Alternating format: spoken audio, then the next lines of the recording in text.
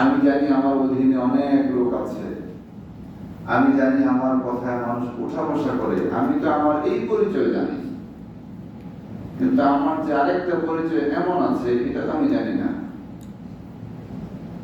এরপরে সে ইসলাম হয়ে গেল, সংশোধন হয়ে গেল। হ্যাঁ,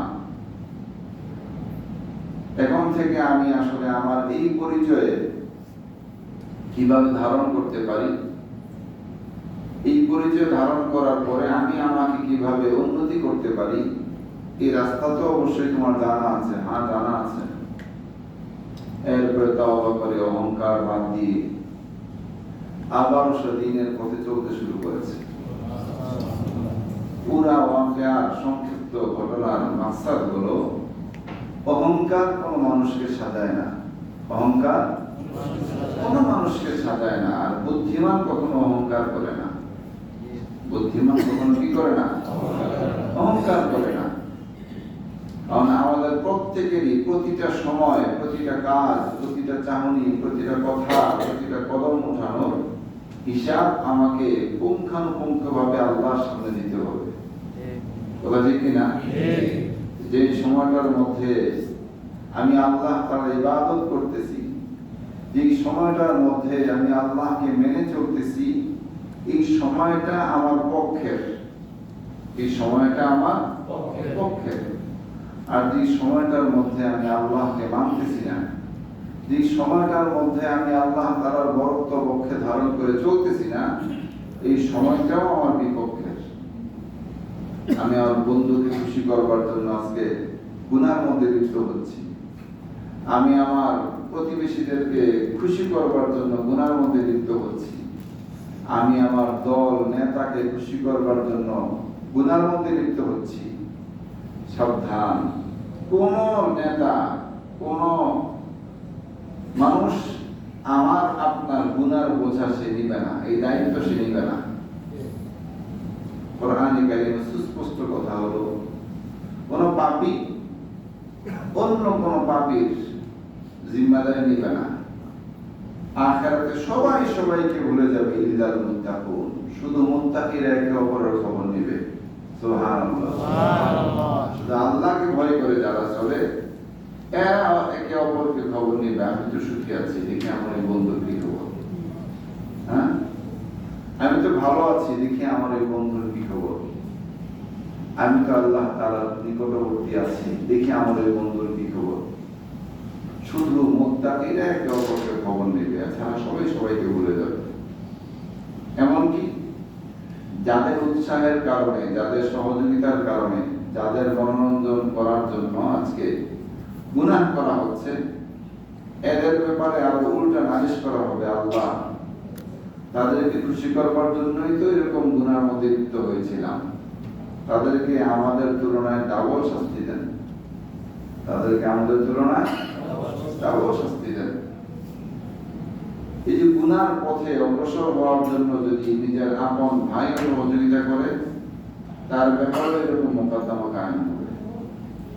যদি বাবা মাও হয়, তার ব্যাপারেও এরকম মোকদ্দমা কায়েম করা হবে।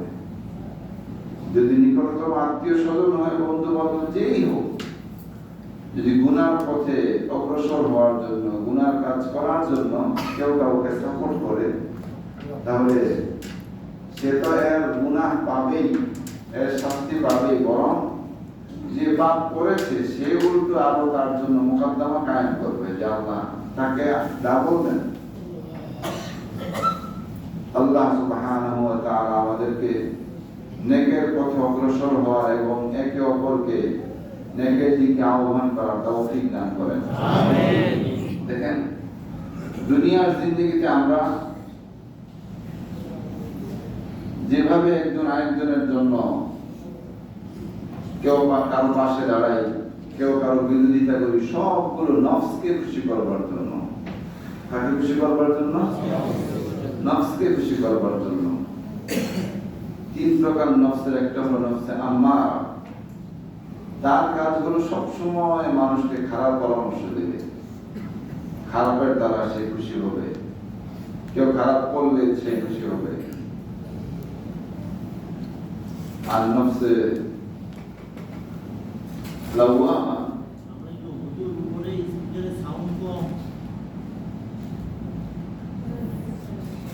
নফসে লাওয়ামা, নফসে লাওয়ামা সে মাঝামাঝি পর্যায়ে থাকে। নফসে লাওয়ামা সে মাঝামাঝি পর্যায়ে থাকে।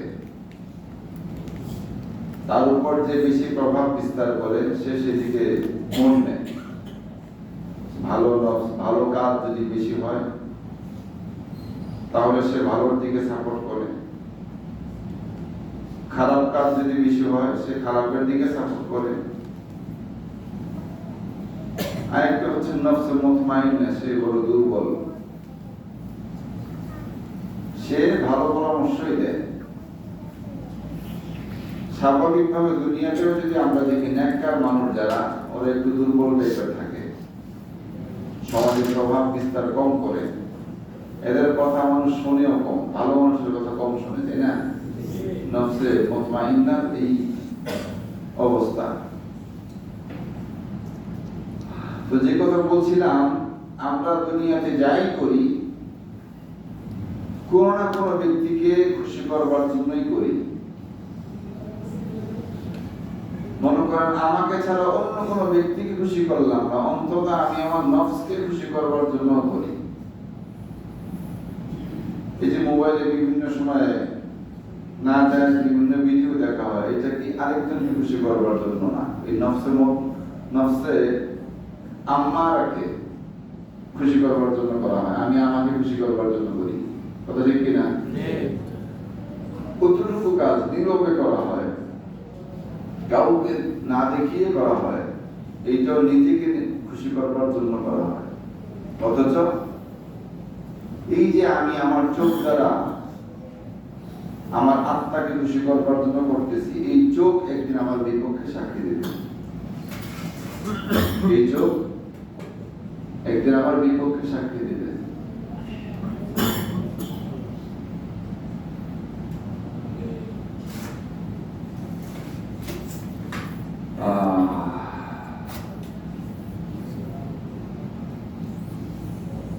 হাদিস শরীফে নবী আলাইহিস সালাতু ওয়াস সালাম আমাদেরকে একটা বাণী শুনিয়েছেন, লা তুসাহিব ইল্লা মুমিনা। তুমি যে দুনিয়াতে চলাফেরা করবে, তোমার বন্ধু বান্ধব যেন মুমিন হয়, তোমার বন্ধু বান্ধব যেন মুমিন হয়। লা তুসাহিব ইল্লা মুমিনা, মুমিন ছাড়া যেন তোমার কোনো সাথী না হয়, কোনো বন্ধু বান্ধব না হয়। তোমার বন্ধু বান্ধব হতে হবে মুমিন। বন্ধু বান্ধব কে হতে হবে? মুমিন। তাহলে মানুষ একা চলতে পারে না, দুনিয়াতে সে বন্ধু বান্ধব নিয়ে চলতে হয়, একা চলতে পারে না, বন্ধু বান্ধব নিয়ে চলতে হয়। তাহলে এখানে আমাদের দিক নির্দেশনা হলো, আমি যার সাথে চলবো সে যেন মুমিন হয়, সে যেন মুমিন হয়। ওয়ালা ইয়াকুলু তুআমাকা ইল্লা তাকিয়ুন, আর তোমার অর্থ থেকে যে খাবার খাবে সে যেন মুত্তাকি হয়। এই কথা বুঝে আসছে? তোমার বন্ধু যেন কি হয়? মুমিন হয়। আর তোমার উপার্জিত অর্থ থেকে যে খাবার খাবে সে যেন কি হয়? মুত্তাকি হয়।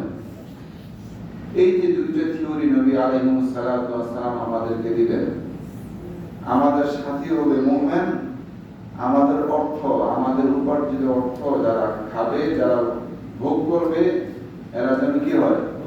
মুত্তাকি হয়। এজন্য এই দুই থিওরির উপর যদি কেউ চলে, তাহলে অনেক গুনার রাস্তা তার বন্ধ হয়ে যাবে, অনেক গুনার রাস্তা তার কি হয়ে যাবে? বন্ধ হয়ে যাবে। তাহলে মুমিন ছাড়া অন্য কারোর সাথে কথা বসা করা যাবে না।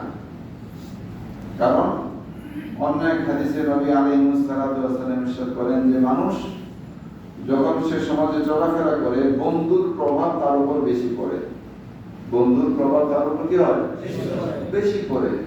তো বন্ধু যদি মুমিন হয়, স্বাভাবিকভাবেই মুমিনের প্রভাব তার উপরে পড়বে। বন্ধু যদি মুমিন না হয়, তাহলে স্বাভাবিকভাবেই দুষ্কৃতিকারী যারা, গুনাহগার যারা, তাদের প্রভাব তার উপরে পড়বে। ওয়ালা ইয়াকুলু তাআমাকা ইল্লা তাকিয়ুন, তোমার খাবার যেন মুত্তাকি ছাড়া কেউ না খায়। কারণ তোমার খাবার সে মুত্তাকি খাবে, খেয়ে আল্লাহর ইবাদত করবে, আল্লাহকে মেনে চলবে। তাহলে সে যে তোমার অর্থ ভোগ করলো, এর পিছনে আল্লাহকে ডাকার পরে এর নেকি তোমার আমলনামায় যুক্ত হবে। আর সে যদি আল্লাহর নাফরমানি করে, তাহলে এই বলি, এই গুনাহও তোমার আমলনামায় আসবে। এই জন্য আমাদের চলাফেরার ক্ষেত্রে বন্ধু কাকে বানাবো, এইটা সূত্র পরিষ্কার যে মুমিন ছাড়া কাউকে বন্ধু বানানো যাবে না, আর মুত্তাকি ছাড়া, খোদার ভীরু ছাড়া আমার অর্থ কারো পিছনে আমি ব্যয় করবো না। ঠিক আছে না ইনশাআল্লাহ? নবী আলাইহিস সালাতু ওয়াস সালাম ইরশাদ করেন, মানুষ যখন মারা যায়, ইনকাতা আমালুহু ইল্লা মিন সালাস, তার সমস্ত নেক আমল বন্ধ হয়ে যায়। মানুষ মারা যাওয়ার সাথে সাথে তার সমস্ত নেক আমল বন্ধ হয়ে যায়। ইল্লা মিন সালাস, তবে তিনটা রাস্তা খোলা থাকে তার আমল অব্যাহত থাকার জন্য, তার আমল চালু থাকার জন্য। কত রাস্তা খোলা থাকে? তিনটা রাস্তা খোলা থাকে। এক নম্বর হলো সাদাকাতুন জারিয়া, সাদাকা জারিয়া যে আমল। সাদাকা জারিয়া আমল কি কি? এটা একটা ব্যাপক শব্দ। সাদাকা জারিয়ার আমল হলো যে কোনো মসজিদ নির্মাণ করে দেওয়া, মসজিদের কাজে অর্থ ব্যয় করা, কোনো মাদ্রাসা নির্মাণ করা, মাদ্রাসার কাজে অর্থ ব্যয় করা, এই ধরনের কোনো এতিমখানা করে দেওয়া, কোনো সমাজের ভালো কাজ আসে এরকম কোনো কাজে অংশগ্রহণ করা, কোথাও রাস্তা নেই রাস্তা করে দেওয়া, এই বিষয়গুলো হলো সাদাকায়ে জারিয়া আমল। সাদাকায়ে জারিয়া আর অনেক রাস্তা আছে। সাদাকাতুন জারিয়াতুন। দ্বিতীয়ত হলো ওয়ালাদুন সালিহ ইয়াদউলা, নেক সন্তান। নেক সন্তানের একটা সংজ্ঞা হলো ইয়াদউলাহু, যে সন্তান তার পিতামাতা ইন্তেকালের পরে তাদের জন্য দোয়া করে। তাদের জন্য কি করে? দোয়া করে। ওয়ালাদুন সালিহুন ইয়াদউলা, ওই নেক সন্তান যে নাকি তার জন্য দোয়া করে।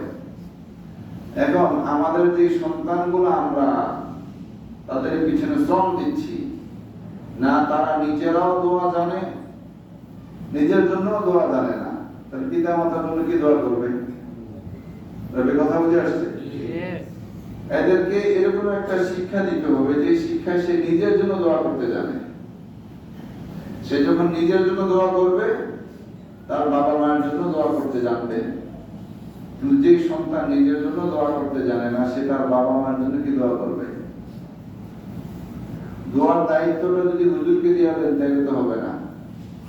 কি আমরা অনেক সময় মনে করি দোয়ার মতো দায়িত্ব সরকার হুজুরের, ইমাম সাহেবের। না ভাই, ওয়ালাদুন সালিহ ইয়াদউলা, নেক সন্তান, যে নেক সন্তান তার জন্য দোয়া করে।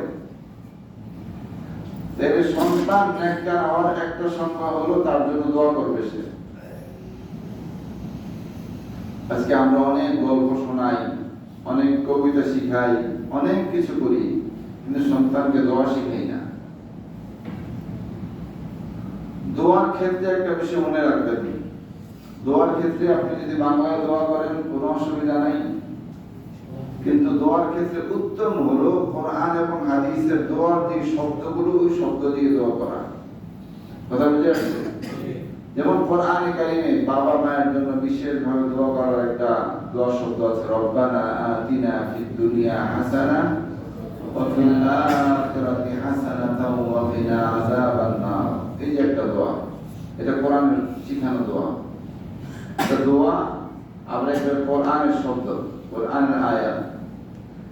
এখন অনেক সময় আমরা এই যে দোয়াটা নিজে পড়ি, সন্তানকে শিখাই, কিন্তু নিজেও অশুদ্ধ করি, সন্তানকে অশুদ্ধ শিখাই। এটা আরেক বিপদ। কোরআন হাদিসের শব্দ দিয়ে দোয়া করা তো উত্তম, কিন্তু উত্তমটা করতে গিয়ে যদি বিপদে পড়ি তাহলে তো সমস্যা। এই শব্দটাও সঠিক উচ্চারণ তাকে জানতে হবে, এই শব্দটা সঠিকভাবে উচ্চারণ তাকে জানতে হবে। তালাফুজ উচ্চারণ যদি সঠিক না হয় তাহলে অর্থ বিগড়ে যাবে। তো বলছিলাম সন্তানের মধ্যে ওয়ালাদুন সালিহ ইয়াদউ লাহু, নেককার সন্তানের একটা সংজ্ঞা হলো সে তার জন্য দোয়া করে। এটা নেককার সন্তানের একটা সংজ্ঞা। প্রত্যেক নামাজের পরে যত দোয়া আছে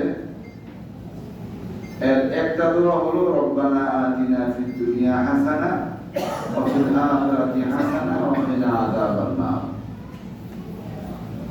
এখন আমি যদি প্রত্যেক নামাজের পরে এই দোয়া করি তাহলে প্রথম তো এটা আমার জন্য দোয়া করা হচ্ছে, পরে আমার বাবা মায়ের জন্য। সন্তান নেক সন্তান সে বা তার বাবা মায়ের জন্য দোয়া করবে। 3 নাম্বার হলো ইলমুন ইউনতাফাউ বি, এমন ইলম যে ইলম সে শিখেছে আর এটা সমাজের মানুষকে শিখানোর মাধ্যমে উপকৃত হচ্ছে। ইউনতাফাউ বি শুধু ইলম শিখানোর দ্বারাই শেষ না, হাদিসের শব্দ হলো ইলমুন ইউনতাফাউ বি, যে ইলম এটার দ্বারা তার উপকার হয়। আমরা অনেকে জানি আমাদের উপরে নামাজ ফরজ, জানি কি না? অনেকে জানি না, সবাই জানি? সবাই জানি। সপ্তাহে এক ওয়াক্ত নামাজ ফরজ না, দৈনিক 5 ওয়াক্ত। এই যে একটা কি ইলম, এটা তো আমরা সবাই জানি, কিন্তু এই ইলম আমাদেরকে কতটুকু উপকার করছে? শব্দ কিন্তু ইলম শিখা না, ইলমুন ইউনতাফাউ বি, যে ইলম তাকে উপকার পৌঁছায়, যে ইলম তাকে উপকার পৌঁছায়। তাহলে এই ইলমটা আমার উপকার পৌঁছায় নাই। আমি জানি দৈনিক 5 ওয়াক্ত নামাজ আমার উপরে ফরজ, কিন্তু আমি নামাজ আদায় করছি না। হাদিস শরীফে আছে আল কিযবু উম্মুল মাসিয়া, মিথ্যা সকল পাপের মূল। মিথ্যা সকল পাপের মূল। এরকম শব্দ না জানলেও মিথ্যা এটা যে গুনাহ এটা তো জানি, হ্যাঁ? হয়তো মিথ্যা সকল পাপের মূল অতটুকু জানি না, কিন্তু অতটুকু আগে থেকেই জানি যে মিথ্যা একটা পাপ, বড় পাপ। কি বলেন? আজকে থেকে আমরা জানলাম মিথ্যা মহাপাপ। মিথ্যা কি? মহাপাপ। তাহলে এত কিছু জানার পরে অনেক সময় আমাদের কথাবার্তা আমরা মিথ্যা কথা বলি, প্রয়োজনীয় বলি, বিনা প্রয়োজনীয় বলি। একটা আশ্চর্যের বিষয় হলো যখন মানুষ গুনাহ করে, এই গুনাহটাকে জায়েজ করবার জন্য তার কাছে অনেক পদ্ধতি আছে। গুনাহটাকে জায়েজ করবার জন্য তার কাছে কি থাকে? সাপোর্ট থাকে। সাপোর্ট, গুনাহকে জায়েজ করার জন্য সাপোর্ট। মনে করেন যে মিথ্যা কথা বলা, মিথ্যা কথা বলা পাপ কিনা? শুধু পাপ না মহাপাপ? মহাপাপ। এখন মিথ্যা কথা মহাপাপ, মিথ্যা মহাপাপ, এইটাকে জায়েজ করবার জন্য তার সাপোর্টে একটা ইলম আছে। যে হুজুর জানেন বিভিন্ন জায়গায় মিথ্যা কথা বলা যায়, বিভিন্ন জায়গায় বউয়ের কাছে মিথ্যা কথা বলা যায়, দুইজন ঝগড়া করছে ওদেরকে মিলানোর জন্য মিথ্যা কথা বলা যায়, আরো অনেক অনেক। তাহলে এই ইলমটা তার আছে। ইলমটা কি আছে? এখন এই যে ইলম তার আছে, এই ইলমে তারে বিপদে ফেলাইছে। এই ইলম তারে কি ফেলাইছে? তার বিবির কাছে সে কখনো সত্য কথা বলে না।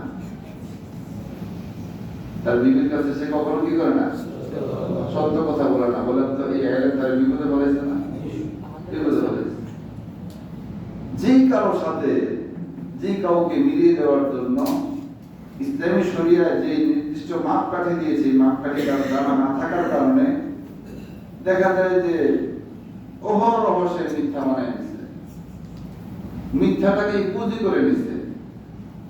এখানে কতটুকু মিথ্যা, কোন পর্যায়ে গেলে মিথ্যা বলতে পারবেন, কতটুকু এলমটা আপনার দরকার। যেহেতু এটা নাই তাহলে মিথ্যা বলার দরকারটা কি? আরেকটা কথা, এটা আমি এর আগেও বলেছি, আজকেও বলি, সংসার কোন কোন জায়গায় সংসার ভেঙে যায়, আল্লাহ আমাদের হেফাজত করেন। এই ভাঙা সংসারকে মিলিয়ে দেওয়ার জন্য আমরা অনেকেই খুব চেষ্টা করি। এ ব্যাপারে আমি আপনাদের ইমাম খতিব হিসেবে সুস্পষ্ট আপনাদের পরামর্শ হলো, এই ব্যাপারে কেউ নাক গলাবেন না, মাথাঘুরি করবেন না। কথা বুঝে আসছে? কারণ মিলে যে দিবেন এই দায়িত্বটা আপনার না। প্রথম হলো মিলানোর কোন সুরত আছে কিনা এইটা বিজ্ঞ কোন আলেমদের কাছে আপনি সিদ্ধান্ত নেবেন। কথা বুঝে আসছে?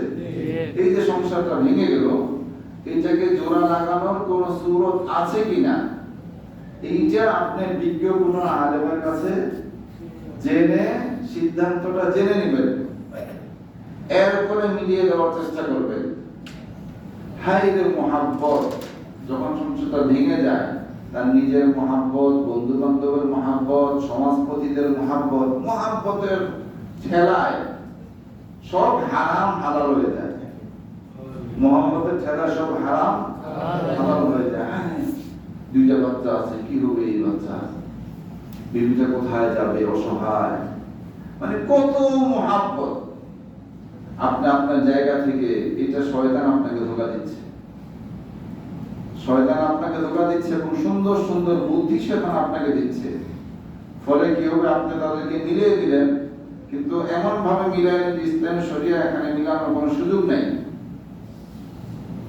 মিলিয়ে দিয়ে এই সন্তানাদি কিয়ামত পর্যন্ত বংশ ধারাবাহিকতা যতকাল চলতে থাকবে, আপনার আমল নামায় ব্যভিচারের গুনাহ লিপিবদ্ধ হতে থাকবে। অথচ এই গুনার সাথে আপনি কোনোদিন সম্পৃক্তই না। কি বলেন? এরকম জঘন্য গুনার সাথে আপনি কোনোদিন কি না সম্পৃক্তই না। আপনি জানেনও না এরকম কোন গুনাহ কিভাবে মানুষ করে, অথচ এই গুনাহ আপনার আমল নামা উঠতেছে। কেন? এই যে শয়তান আপনাকে বুঝিয়েছে একটা সংসার ভেঙে যাবে, সন্তানাদি কোথায় যাবে, ওই চিন্তা আপনার করতে হবে না। ব্রাহ্মণবাড়িয়া মরহুম মুফতি সাহেব হুজুর রহমতুল্লাহ আলাইহি, ওনার জীবদ্দশায় 90-র উপরে একজন মুরব্বী, 90-র উপরে একজন জওয়ান, কি ওই জওয়ান হুজুরের কাছে গেছে, হুজুর একেবারে সর্বনাশ হয়ে গেছে। প্রথমে একটা ভূমিকা সাজাইছে, আমার এতজন ছেলে, এতজন মেয়ে, এই ছেলে বিয়ে দিছি, ওই মেয়ে বিয়ে দিছি, মেয়ের ঘরের বাচ্চা বিয়ে দিছি, নাতিন বিয়ে দিছি, বুঝছেন? বিশাল একটা ভূমিকা সাজাইছে। ভূমিকা সাজাইয়া বুঝাইছে যে তার গোড়া কতটুকু দূরে গেছে। কথা বুঝে আসছে? হুজুর গিন্নির সাথে তো রাগারাগি হইয়া এর কথা বলে ফেলছে যে তোর 100 তালাক। কয় তালাক? কয় তালাক? পাওয়ার কি দেখছেন? কম টম করে লাভ কি, দিন মতো একবারে সেঞ্চুরি করে দেয়। হুজুরে সুন্দর করে উঠছে, ওইটা কোনো মোটা ব্যাগটার লাঠি আছে, ওইটা দিয়ে সুন্দর করে সালাম শুরু করছে, বুঝলেন না? ওইতে বিলেতে একেবারে ওই বেচারা শুয়ে গেছে, শুয়ে গড়াইতেছে, হুজুরে বিলেইতেছে। বেশ, এখান থেকে আমাদের রাস্তা পর্যন্ত দূরত্ব হবে, মানে অফিস থেকে সিঁড়ি পর্যন্ত এই জায়গাটা অতটুকু। ওই বুড়া মিয়াও গড়িয়ে গেছে, হুজুরও বিলেইতেছে। একটা পর্যায়ে ওখান থেকে সিঁড়ি, ওই সিঁড়ি দিয়ে গড়িয়ে গড়িয়ে নিচে পড়ছে। এরপরে হুজুরে বলছে, শয়তান তুই এখন আসছো সমাধান নেওয়ার জন্য, কেন বললি না যে তোর 100 বার ভালোবাসি? আর কথা বলে না, কেন বললি না যে তোর 100 বার ভালোবাসি? আগে কি বিশাল সুন্দর একটা ভূমিকা সাজাইছস, আর এখন আসতো সমাধান নিতে। আসলে এই ব্যাপারে সমাধান কেবল ওলামায়ে কেরাম দিবে। আমার আপনার দায়িত্ব এটাকে সম্ভব হলে বাস্তবায়ন করা। কথা বুঝে আসছে? কিন্তু সমাধানের জন্য আমি আপনি কোনোদিন আজকের পর থেকে পা বাড়াবো না। ওয়াদা ইনশাআল্লাহ? ইনশাআল্লাহ। ওয়াদা ইনশাআল্লাহ? ইনশাআল্লাহ। কখনো কেন খামাখা আপনি এই যে জিনার গুনাহ, ব্যভিচারের গুনাহ কেন আপনার আমলনামায় দিবেন? আপনার আমলনামায় আরেকজনের ব্যভিচারের গুনাহটা কেন নিবেন? এই জন্য বিশেষ করে এই ধরনের কোন সমস্যা আসলে কখনো নিজে আগে বাড়াবেন না। বলবেন যে বসুন্ধরা বড় মাদ্রাসা আছে, অন্য কোনো বড় মাদ্রাসা সেদিকে পাঠিয়ে দিবেন, লিখিত আনো, হুজুরা যেটা লিখিত দিবে আমরা এটা লিখে এটা সেই অনুযায়ী তোমাদেরকে সাপোর্ট দেবো। পারবেন তো ইনশাআল্লাহ? বলেন না ইনশাআল্লাহ? কখনো এই ব্যাপারে নিজে আগে বাইরে কোনো কিছু করতে যাবেন না। আল্লাহ সুবহানাহু ওয়া তাআলা আমাদের সকলকে নেককার হওয়ার তৌফিক দান করেন। আমিন। আখিরাতেও যেন আমরা নেককার হিসেবে নেককারদের কাতারে দাঁড়াতে পারি, তৌফিক দান করেন। আমিন। সর্বোপরি আমরা যেন আমাদের দুস্থ বা বন্ধু বান্ধব যেন নেককার হয় এবং আমাদের উপার্জিত অর্থ যেন নেককার মুত্তাকি এদের পিছনে ব্যয় হয়, চেষ্টা করবো ইনশাআল্লাহ। ঠিক আছে? সন্তান যদি মুত্তাকি না হয় তাকে মুত্তাকি বানানোর চেষ্টা করা, বিবি মুত্তাকি না হলে তাকে মুত্তাকি বানানোর চেষ্টা করা, বন্ধু বান্ধব মুত্তাকি না হলে তাদেরকে মুত্তাকি বানানোর চেষ্টা করা। কিন্তু এরকম খারাপ অবস্থায় রেখে তাদের পিছনে ব্যয় করা যাবে না, এতে তারা আরো খারাপ হবে বেশি। কিভাবে তাদেরকে নেককার বানানো যায় চেষ্টা করা। আল্লাহ তাআলা তৌফিক দান করেন। আমিন। ওয়া মা আলাইনা ইল্লাল বালাগুল মুবিন।